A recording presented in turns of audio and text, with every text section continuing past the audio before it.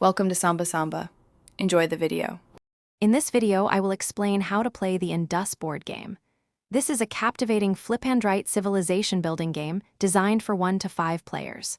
Your goal is to create the most prosperous city by strategically drawing terrains and constructing special buildings on your personal city map. To begin, each player receives a city map sheet and a pen. Then, separate the resource cards into 4 equal piles, shuffle the calamity cards, and place 2 into piles 2 and 4. Finally, reveal 2 scoring cards to guide your city building strategy. Your turn in Indus 2500 BCE unfolds across 4 distinct phases: pick, plan, build, and replenish. First, in the pick phase, you'll choose 1 card from the marketplace. This could be an open terrain card, the top card from the resource deck, or a valuable purple artifact card.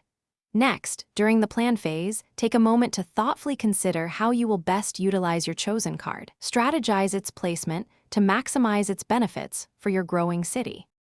In the build phase, you will draw the chosen terrain pattern onto your city map. Remember, you can rotate or even flip the pattern, but it must fit entirely within either the upper or lower level of your city. You can also pay required resource cards to construct powerful special buildings, such as a granary or a reservoir. Following this, the replenish phase begins. Rotate the first player marker clockwise to the next player, and then replenish the marketplace by revealing new terrain cards to fill any empty slots. Throughout the game, calamity cards may be revealed, introducing challenges that can disrupt or even destroy parts of your meticulously planned city. The game ends immediately once the second calamity card is revealed and resolved. At this point, all players proceed to final scoring.